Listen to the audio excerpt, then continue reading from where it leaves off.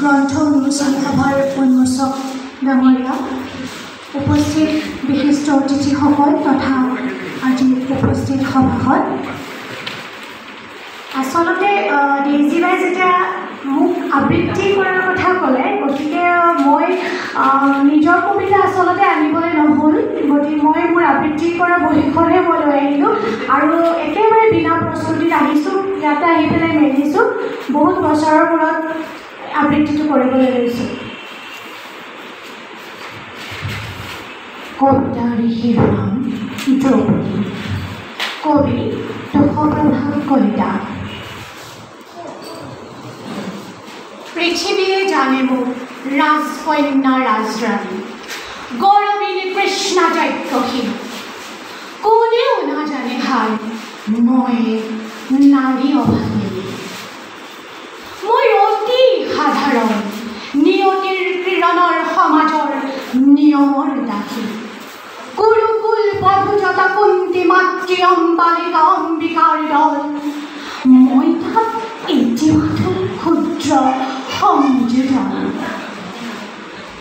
যৌৱনৰ প্ৰথম পুৱাটোত পলৰ বৰণমালা, যাৰ বাবে গাঁঠিছিলোঁ জীৱনৰ সঞ্চিত আৱেগ।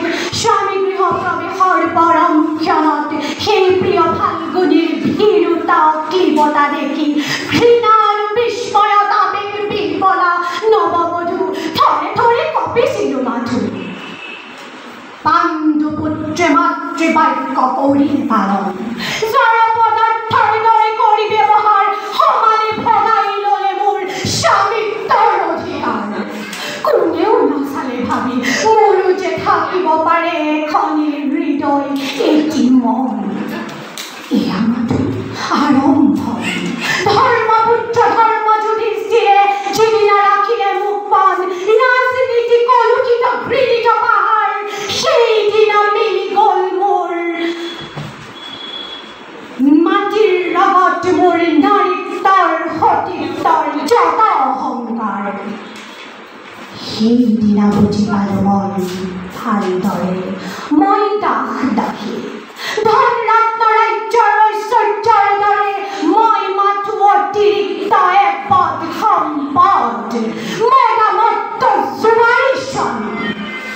হায় মই যে কেৱল শৰীৰ, তথাপিতো ভাগ্যক জীয়াই সুখে দুখে বনে ৰণে বিপদে সম্পদে সং দিলোঁ, সেৱা দিলোঁ, দিলোঁ বিশ্বস্ততা। 5 পাণ্ডৱক দিলোঁ 5টি সন্তান।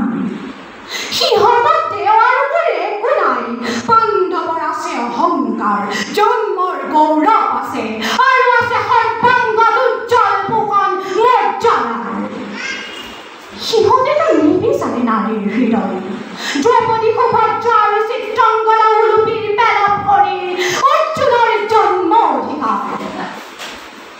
হে সূৰ্যনন্দন, স্বয়ংবৰ সভাত যিদিনা সভাসদ পাৰিজন সকলোৱে মিলি উপহাস কৰিছিলোঁ নিসম্বল সুতপুত্ৰ বুলি, প্ৰত্যাখ্যান কৰিছিলোঁ অকপট হৃদয়ৰ প্ৰেমৰ ৰঞ্জনী, সেইদিনা হ'ল মোৰ বিচাৰৰ ভুল।